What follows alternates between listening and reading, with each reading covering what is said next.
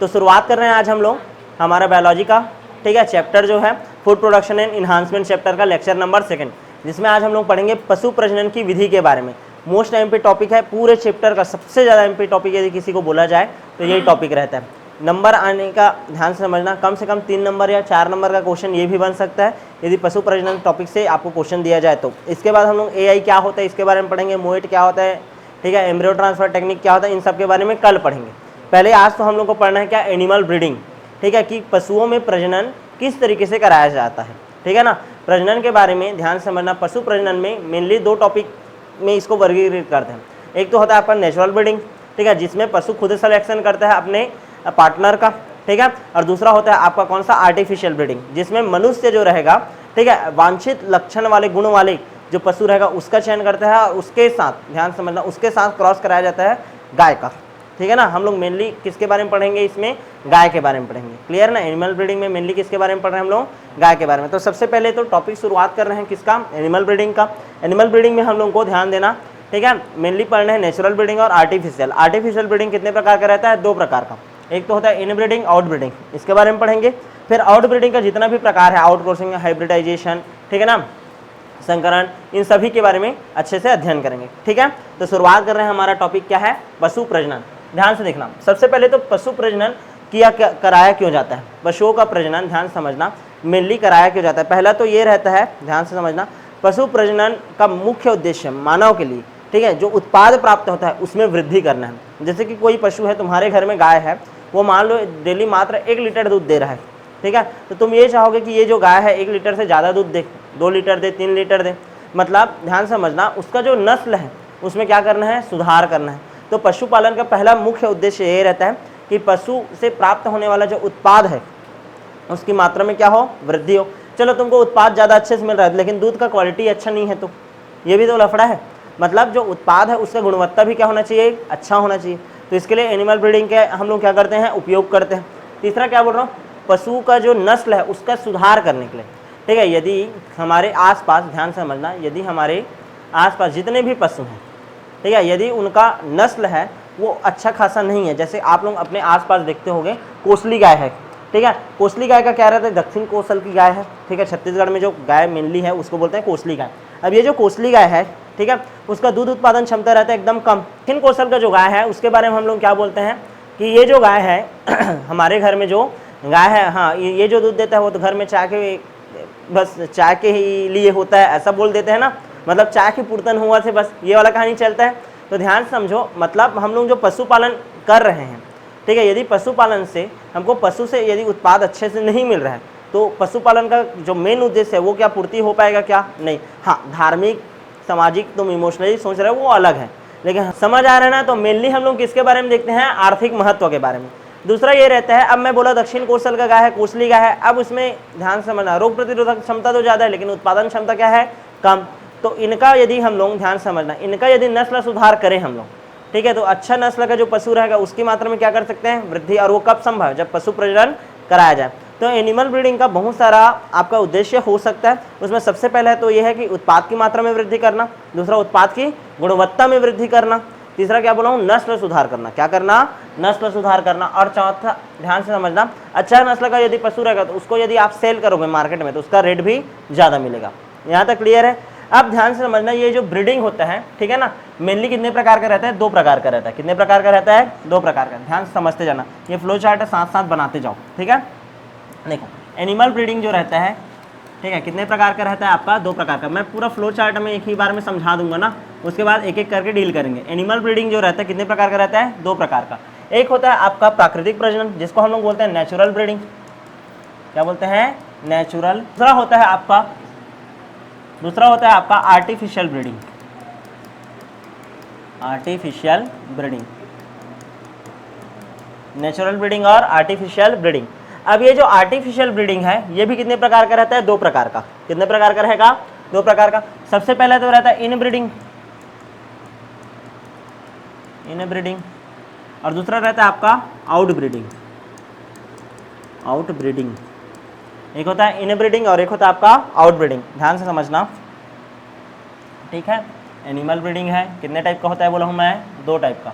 एक होता है आपका नेचुरल ब्रीडिंग और एक होता है आर्टिफिशियल ब्रीडिंग। आर्टिफिशियल ब्रीडिंग कितने प्रकार का रहता है? 2 प्रकार का, एक होता है इन ब्रीडिंग और एक होता है आपका आउट ब्रीडिंग। यहाँ तक क्लियर है? अब ये जो आउट ब्रीडिंग होता है, ध्यान समझना, चलो इन ब्रीडिंग ही देख लेते हैं। ये जो हमारा इन ब्रीडिंग रहता है वो फिर से कितने प्रकार का रहता है? 2 प्रकार का। कितने प्रकार का रहेगा? 2 प्रकार का। एक होता है क्लोज ब्रीडिंग, क्लोज ब्रीडिंग, दूसरा होता है आपका लाइन ब्रीडिंग, लाइन ब्रीडिंग। एक हो गया आपका क्लोज ब्रीडिंग और दूसरा हो गया लाइन ब्रीडिंग। क्लियर है? उसके बाद देखो आउट ब्रीडिंग रहेगा, वो कितने प्रकार का होता है बोला हूं मैं? 4 प्रकार का। कितने प्रकार का रहेगा? 4 प्रकार का। ठीक है, और इसका जो आउट ब्रीडिंग का 4 प्रकार है, आउट ब्रीडिंग का जो 4 प्रकार है वो 4 प्रकार मोस्ट टाइम की है। ठीक है ना? उसमें सबसे पहला आता है आउट क्रॉसिंग, आउट क्रॉसिंग। दूसरा आता है क्रॉस ब्रीडिंग, क्रॉस ब्रीडिंग। तीसरा होता है आपका ग्रेडिंग अप, ग्रेडिंग अप। और पांचवा है हाइब्रिडाइजेशन, हाइब्रिडाइजेशन। ठीक है ना? हाइब्रिडाइजेशन। यहाँ तक क्लियर है कि नहीं? तो ध्यान से समझने का कोशिश करना। एनिमल ब्रीडिंग जो है कितने प्रकार का होता है? 2 प्रकार का। एक तो है आपका नेचुरल ब्रीडिंग, दूसरा होता है क्या? Artificial breeding. यहाँ तक क्लियर है कि नहीं? सबसे पहले बात करते हैं किसके बारे में, हम लोग किसके बारे में पढ़ेंगे? आपका नेचुरल ब्रीडिंग। ध्यान से समझो।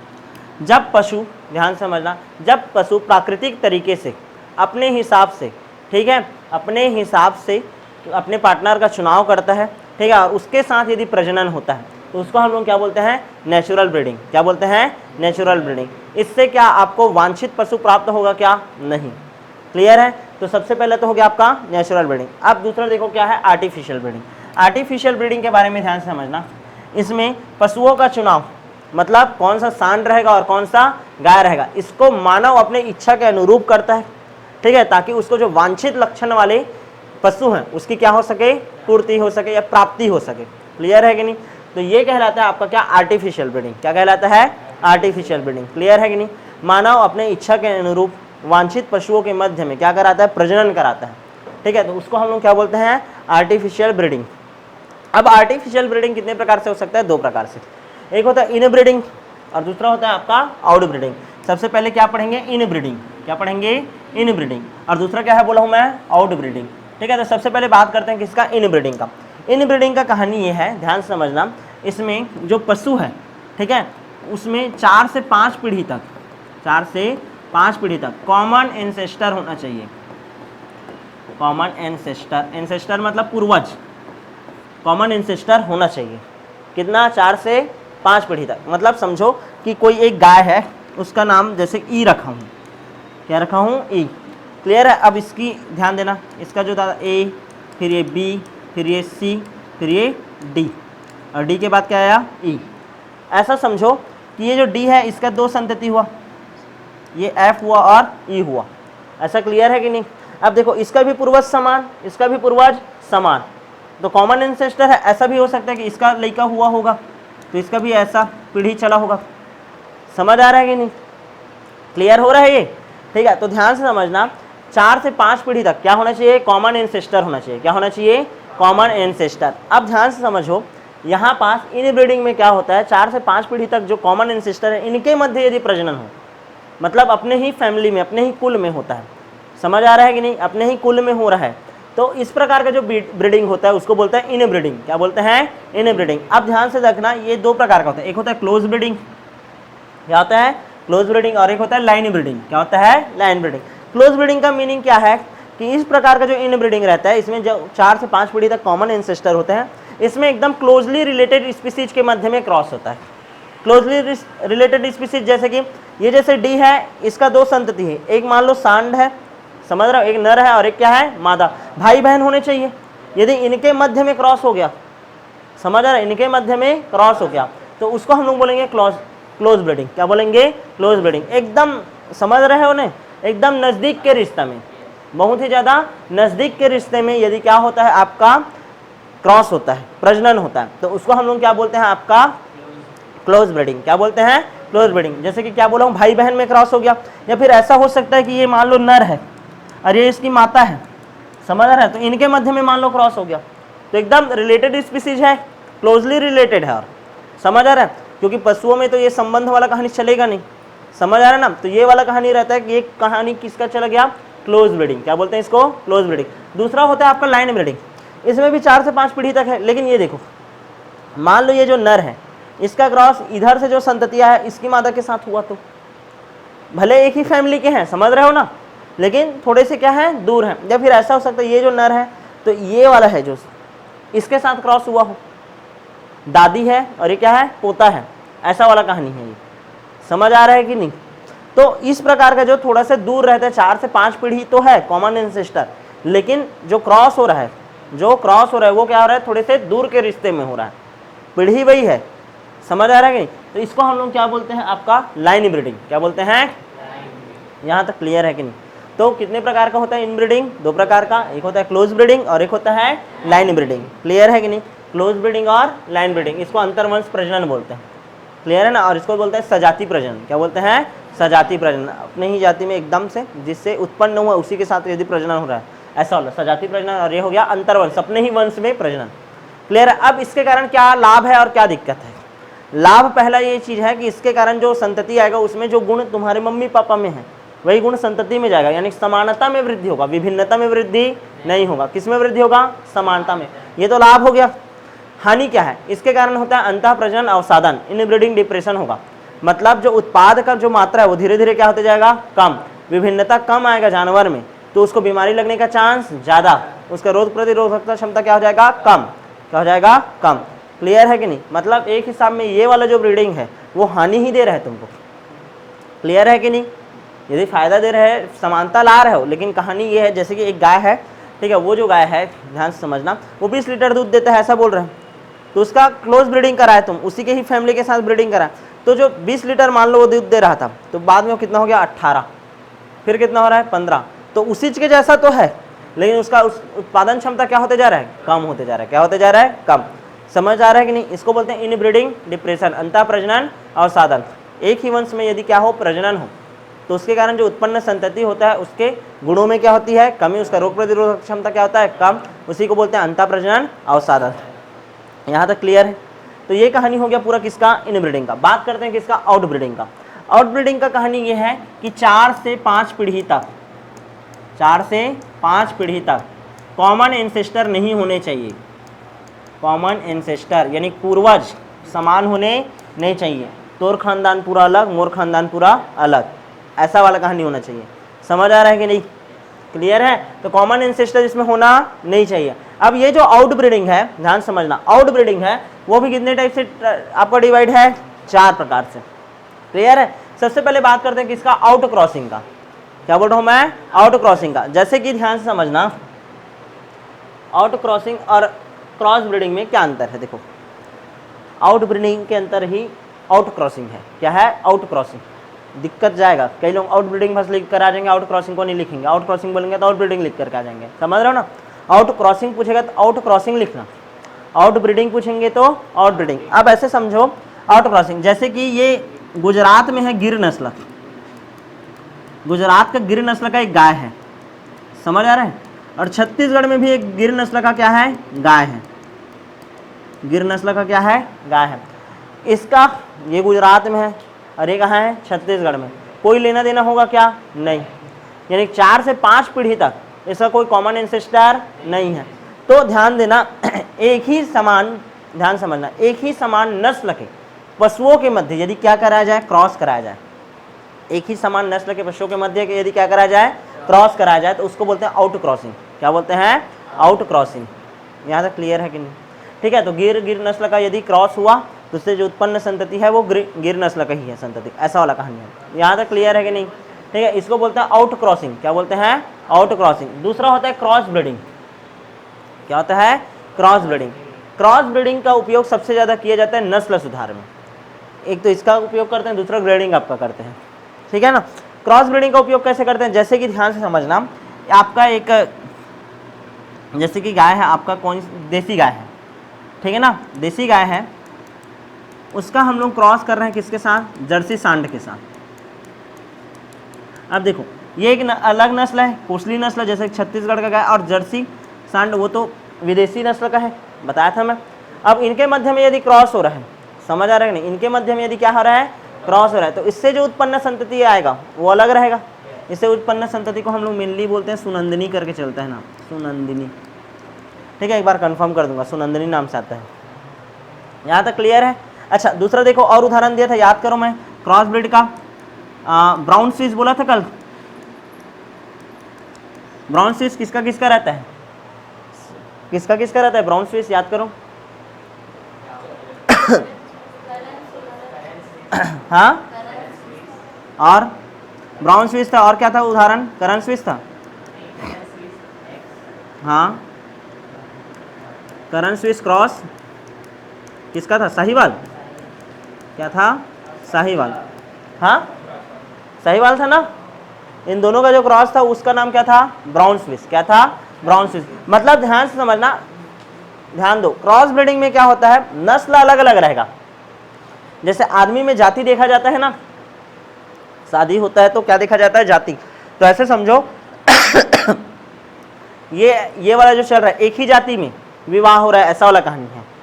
लेकिन गोतियार होना नहीं चाहिए, समझ आ रहा है कि नहीं?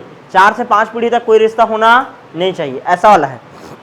दूसरा जो है क्रॉस ब्रीडिंग, ध्यान से समझो, दूसरा है जो क्रॉस ब्रीडिंग, वो क्या है, मनुष्य जाति ही है, मतलब गाय का ही जाति है।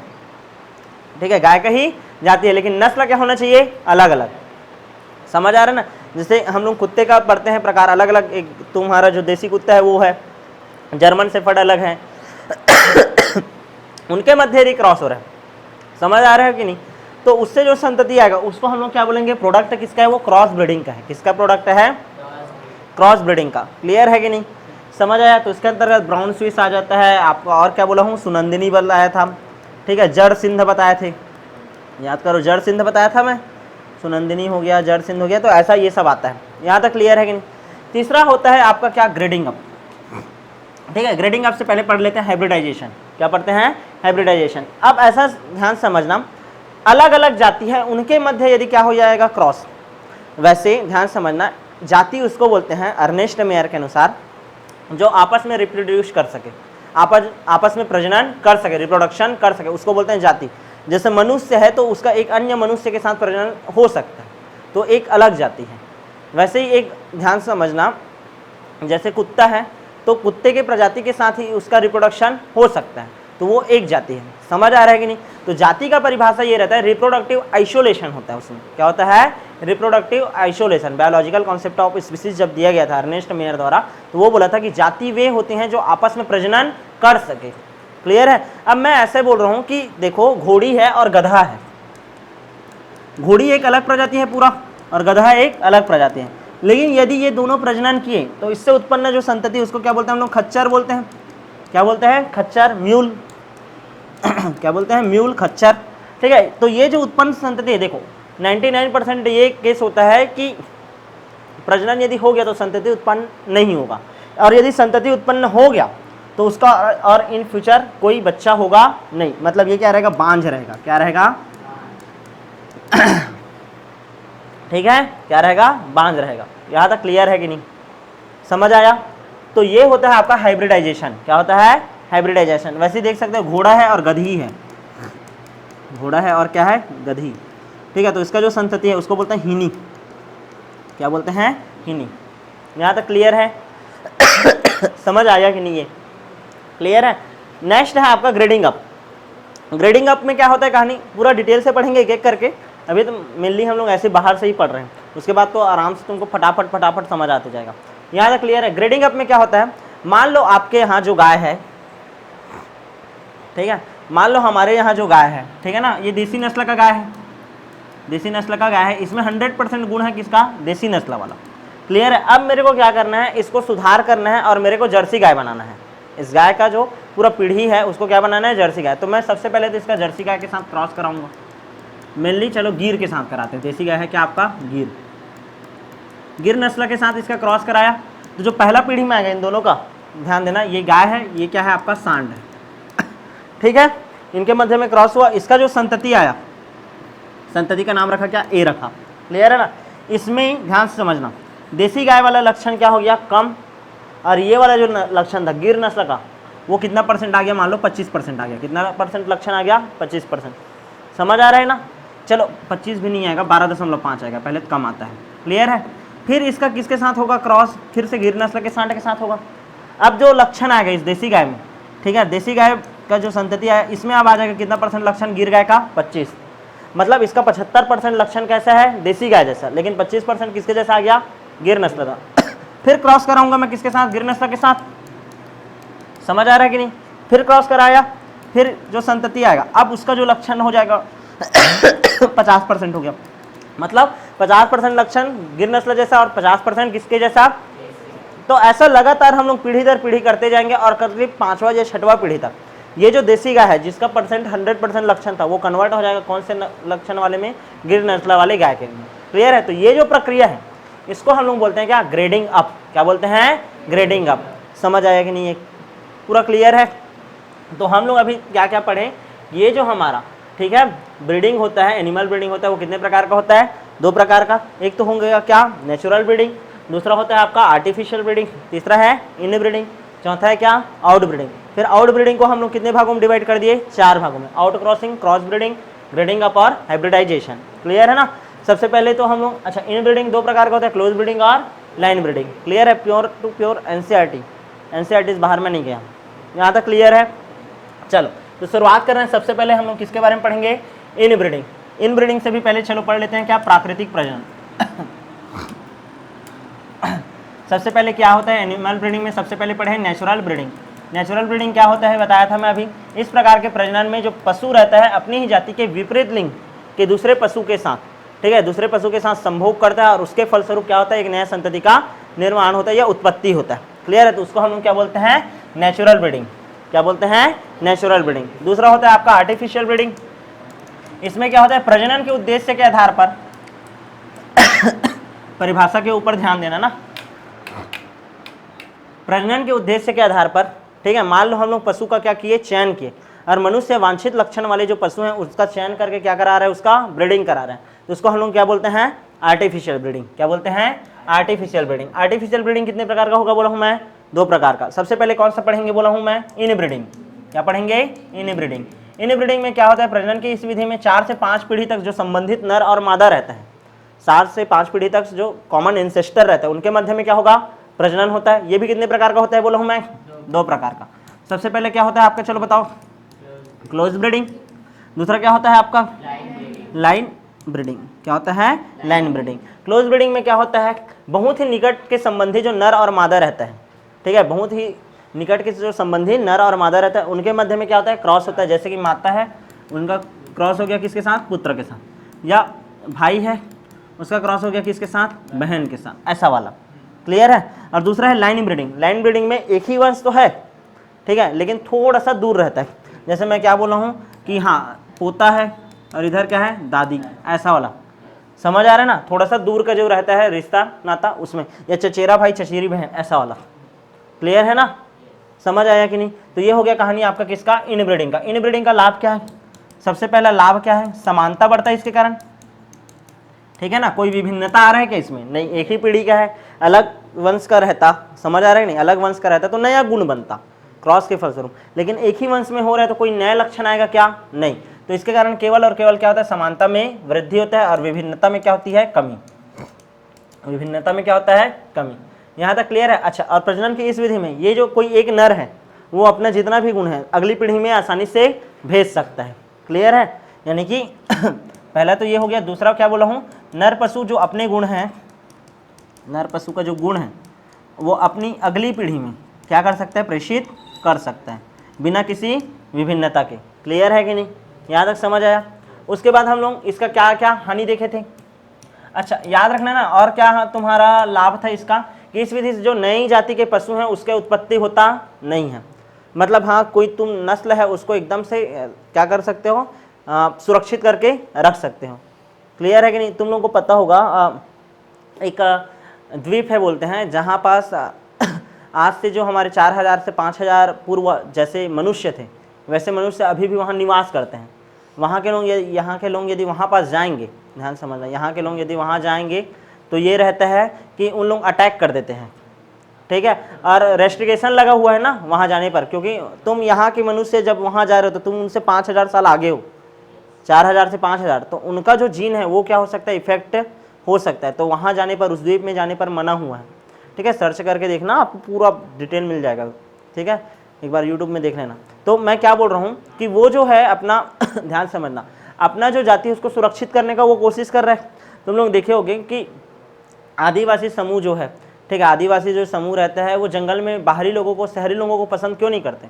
क्योंकि शहरी लोग जाते हैं और उनका उपभोग करते हैं, वहाँ का उनका जितना भी आइडिया रहता है उसको झूठ बोल करके चुरा करके ले आते हैं। ठीक है, और उसका अपने नाम पर क्या कर लेते हैं, अपने नाम से, यानी कि उसका क्या पेटेंट बनवा लेते हैं, पेटेंट बनवा लेते हैं, उससे लाभ कमाते हैं। इस कारण आसानी से जो जंगल इलाका रहता है, वहाँ के जो लोग रहते हैं, वो लोगों के ऊपर, बाहरी लोगों के ऊपर ट्रस्ट नहीं करते। क्लियर है ना? तो सेम टू सेम मैं वही बोल रहा हूँ, ध्यान समझना। इनब्रीडिंग में क्या होता है कि जो एक नस्ल है, ठीक है, वो दूसरे नस्ल के साथ तो संकरण नहीं कर रहा है, तो उसमें विभिन्नता आएगा क्या? नहीं, तो वो अपनी पीढ़ी को संरक्षित करने का काम कर रहा है, ऐसा वाला कहानी रहता है। नेक्स्ट देखते हैं हानि। अब इसके हानि क्या है? सहनशीलता में कमी हो जाता है पशुओं का, रोग प्रतिरोधक क्षमता क्या हो जाएगा? कम। रोग प्रतिरोधक क्षमता यानी कि रोगों से लड़ने की शक्ति क्या हो जाती है? कम। अच्छा, उसके साथ साथ पशुओं का जो वृद्धि दर है वो भी क्या हो जाएगा? घट जाएगा। वृद्धि दर भी क्या हो जाएगा? घट जाएगा। और कुल मिलाकर के इन्हीं सभी चीज़ों को एक साथ हम लोग क्या बोलते हैं? अंतः प्रजनन अवसाधन। क्या बोलते हैं? अंतः प्रजनन अवसाधन, इनब्रीडिंग डिप्रेशन। क्या बोलते हैं? Inbreeding depression. यहाँ तक क्लियर है कि नहीं? तो ये हो गया आपका किसके बारे में? अंतः प्रजनन कितने प्रकार का होता है? 2 प्रकार का। इसका क्या लाभ है और इसका क्या हानि है? आगे बढ़े। नेक्स्ट देखते हैं हम लोग किसके बारे में? आउटब्रीडिंग। इसमें क्या बोल रहा हूँ, इस प्रकार के प्रजनन में असंबंधित पशुओं के मध्य में, जिसका 4 से 5 पीढ़ी तक कोई कॉमन एंसेस्टर नहीं है, उनके मध्य में प्रजनन कराया जाता है, तो उसको क्या बोलते हैं? आउटब्रीडिंग। क्या बोलते हैं? आउटब्रीडिंग। और आउटब्रीडिंग के फलस्वरूप, आउटब्रीडिंग के फलस्वरूप जितना भी आपका पशु आएगा उसमें नए नए लक्षण रहेंगे, उनमें विभिन्नता रहेगा, उसका रोगों से लड़ने की क्षमता क्या रहेगा? ज़्यादा रहेगा। मतलब इनब्रीडिंग डिप्रेशन को यदि तुमको खत्म करना है, इनब्रीडिंग डिप्रेशन को क्या करना है तुमको, यदि खत्म करना है, क्या कराएंगे? आउटब्रीडिंग कराएंगे। क्या कराएंगे? आउटब्रीडिंग। क्लियर है? कभी भी क्वेश्चन आएगा इनब्रीडिंग डिप्रेशन को कैसे खत्म किया जाता है, तो कैसे करके करते हैं? आउटब्रीडिंग करा करके। कैसे? आउटब्रीडिंग। अब आउटब्रीडिंग का भी सबसे पहला प्रकार है क्या? Out crossing. क्या बोला हूं मैं? Out crossing. आउट क्रॉसिंग में क्या बोला हूं, एक ही नस्ल का जो पशु रहेगा, जिसका कोई कॉमन एंसेस्टर नहीं है, उनके मध्य में यदि प्रजनन हो रहा है, मतलब मैं बोला हूं क्या, गिर नस्ल का गुजरात का गाय है और एक छत्तीसगढ़ का गिर नस्ल का गाय है, इनके मध्य में, समझ आ रहा है कि नहीं? एक ही समाज के लोग हैं, ऐसा, ये साहू है, ये भी साहू है, लेकिन अलग अलग जगह के हैं, ऐसा समझ रहे हो ना? तो उनके मध्य में यदि शादी हुआ, अब ऐसे समझो कि ये एक गिर नस्ल का गाय है और ये भी एक गिर नस्ल का गाय है, नस्ल एक ही है लेकिन इनका कोई कॉमन एंसेस्टर नहीं है, तो उनके मध्य में यदि क्रॉस होता है तो इसको हम लोग बोलते हैं क्या? Out crossing. क्या बोलते हैं? Out crossing. और आउट क्रॉसिंग के द्वारा ही इन ब्रीडिंग डिप्रेशन को क्या किया जाता है? नष्ट किया जाता है। मोस्ट टाइम पे क्वेश्चन है, इन ब्रीडिंग डिप्रेशन को कैसे खत्म करते हैं? आउट ब्रीडिंग में जो पहला है आउट क्रॉसिंग, किसके द्वारा खत्म करते हैं?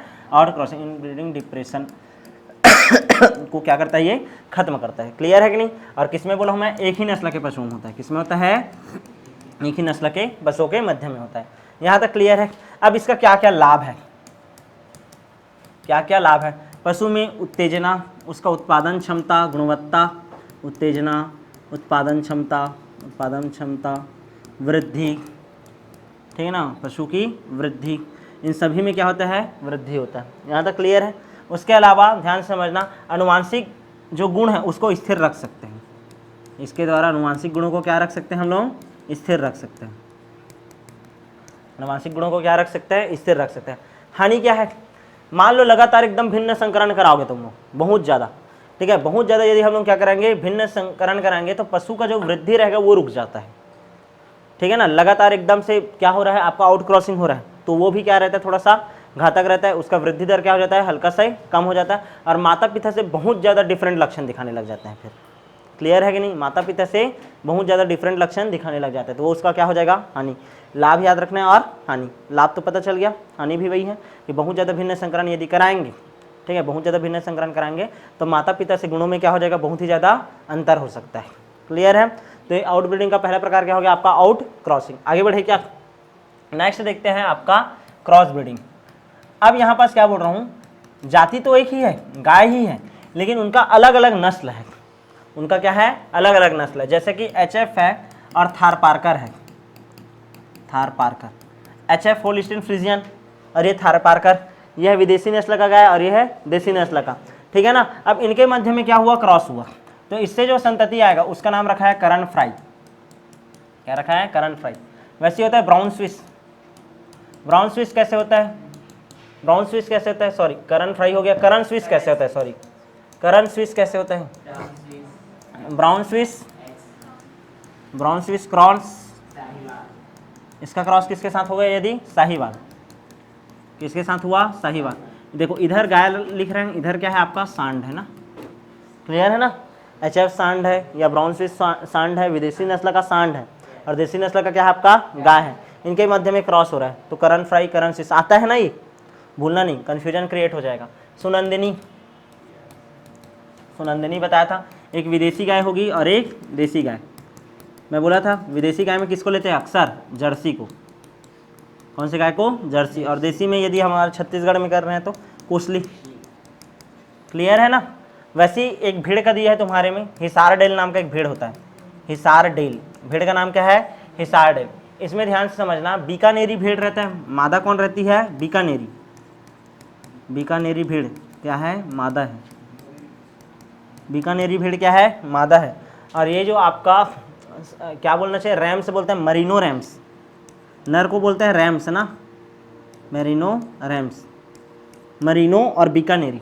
मरीनो क्या है आपका, रैम है, मतलब क्या है, नर भेड़ है, क्या है, नर भेड़, और ये मादा भेड़, क्लियर है। इनका बीच में यदि क्रॉस हुआ तो हिसार डेल, मोस्ट टाइम पे ना हिसार डेल, कई बार पूछा है। करण फ्राई, करण स्विस, यहाँ तक क्लियर है। तो इसको हम लोग बोलते हैं क्या, क्रॉस ब्रीडिंग, क्या बोलते हैं, क्रॉस ब्रीडिंग।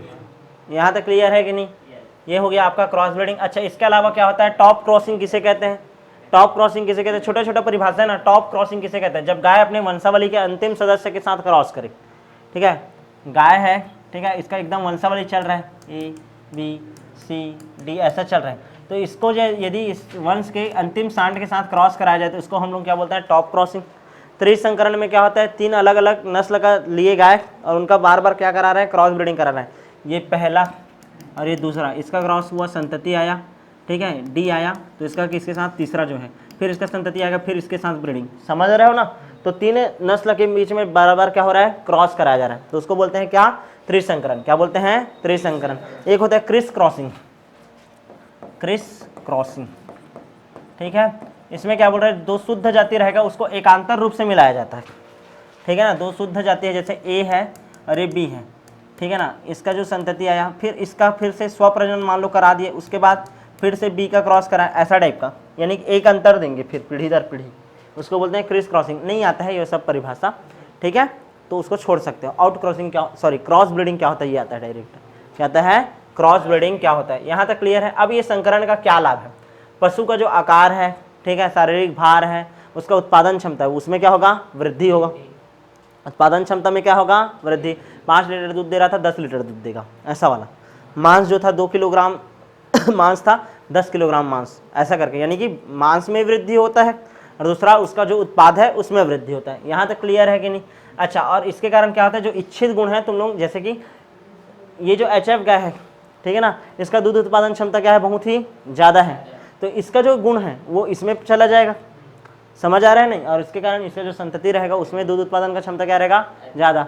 समझ आ रहा है कि नहीं। तो इच्छित गुणों के मध्य में तुम लोग क्या करा रहे हो, क्रॉस करा रहे हो, समझ आ रहा है, इच्छित गुणों के मध्य में क्या करा रहे हैं, क्रॉस करा रहे हैं, क्लियर है। तो इच्छित गुणों की प्राप्ति हो जाती है, किसके द्वारा, क्रॉस ब्रीडिंग के द्वारा, किसके द्वारा, क्रॉस ब्रीडिंग के द्वारा। अब हानि क्या है, पशु का प्रजनन शक्ति कम हो जाता है, पहला तो पशु का प्रजनन शक्ति क्या हो जाएगा, कम, ठीक है। प्रतिकूल वातावरण को सहने की क्षमता जो रहता है क्रॉस ब्रीड में, ठीक है, बहुत ही क्या होता है, कम, ठीक है। इसी कारण हाइब्रिड ज़्यादा अच्छा रहता नहीं है, ऐसा बोला जाता है ना, ठीक है। चलो आगे बढ़े, ठीक, नेक्स्ट देखते हैं, तीसरा है, ठीक है।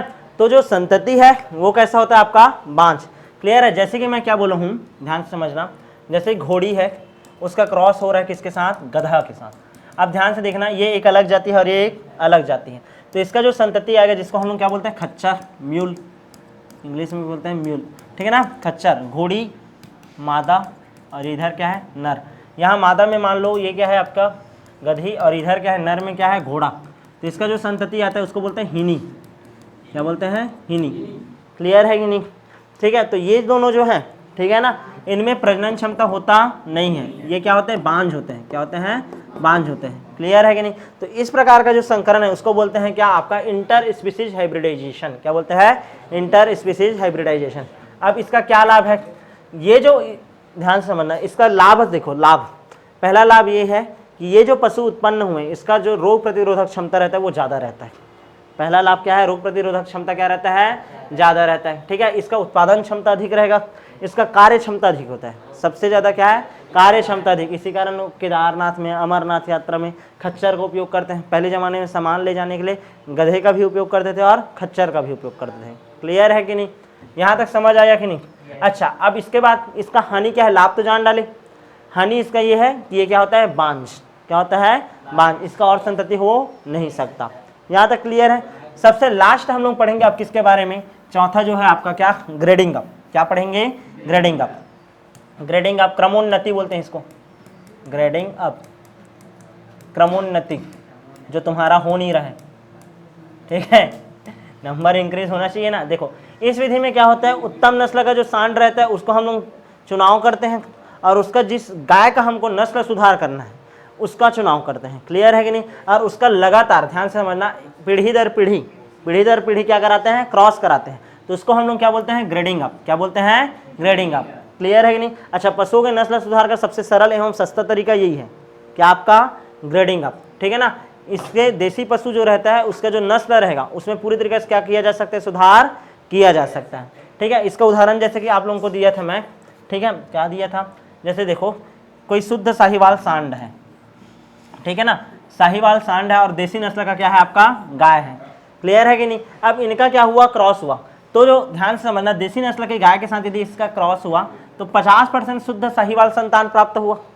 फिर ये जो संतान है इसका फिर से, ठीक है, ये साहिवाल सांड के साथ क्या होगा, फिर से क्रॉस हुआ तो 75% शुद्ध संतान। समझ आ रहा है कि नहीं। मतलब साहिवाल का गुण आ रहा है इस देसी नस्ल के गाय के में। क्लियर है। और ऐसा प्रथम पीढ़ी, दूसरा पीढ़ी, तीसरा पीढ़ी, चौथा पीढ़ी, ऐसे करते 7वीं पीढ़ी तक 99.22% शुद्ध संतान, जो कि किसके जैसे रहेगा, साहिवाल जैसा। यानी कि देसी गाय का जो पीढ़ी दर पीढ़ी हुआ तो लगातार क्रॉस किसके साथ कराए थे, साहिवाल के साथ, तो वो किस में कन्वर्ट हो गया, आपके साहिवाल सांड में। क्लियर है कि नहीं। तो फायदा तो है, लेकिन इसका नुकसान एक क्या है, 7 पीढ़ी 14 से 15 साल। समझ आ रहा है कि नहीं। तो अत्यधिक समय लगता है, सबसे बड़ा चीज क्या है यहाँ पास, अत्यधिक समय लगता है। हानि क्या है, समय। क्लियर है ना। और जो उत्पन्न संतान है, ठीक है, उसका जो गुण रहता है, ठीक है, उसका जो गुण रहता है अलग अलग स्थान पर वातावरण के अनुसार क्या रहता है, उसका अलग अलग रहता है। क्लियर है कि नहीं।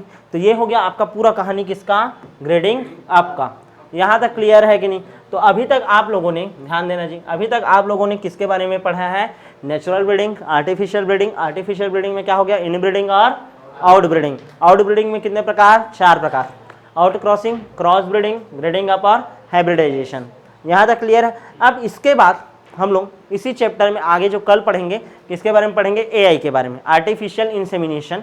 ठीक है, कृत्रिम तरीके से, ध्यान समझना, कृत्रिम तरीके से किस प्रकार मादा के शरीर में, ठीक है, मादा के शरीर में सीमेन को डिपॉजिट किया जाता है एआई गन की मदद से, उसको बोलते हैं आर्टिफिशियल इंसेमिनेशन। क्या बोलते हैं, आर्टिफिशियल इंसेमिनेशन। पूरा प्रॉपर उसके बारे में पढ़ेंगे, एआई गन किस तरीके से रहता है, किस तरीके से उसका उपयोग किया जाता है। क्लियर है कि नहीं यार। ये क्रॉस ब्रीडिंग, ध्यान देना, इसका मेनली उपयोग हम लोग कब करते हैं, क्रॉस ब्रीडिंग के लिए। किसके लिए करते हैं, क्रॉस ब्रीडिंग के लिए। क्लियर है कि नहीं, एआई का। और एआई के बाद हम लोग एक टॉपिक पढ़ेंगे MOET, मल्टीपल, ठीक है ना, ओवरी एम्ब्रियो ट्रांसप्लांट, इसके बारे में पढ़ेंगे। उसके बाद हम लोग पढ़ेंगे एम्ब्रियो ट्रांसफर टेक्निक। तो 3 टॉपिक कल कवर करेंगे। उसके साथ आपका जो एनिमल ब्रीडिंग वाला पार्ट जो रहेगा वो क्या हो जाएगा, कंप्लीट। तो मिलते हैं आप नेक्स्ट क्लास में।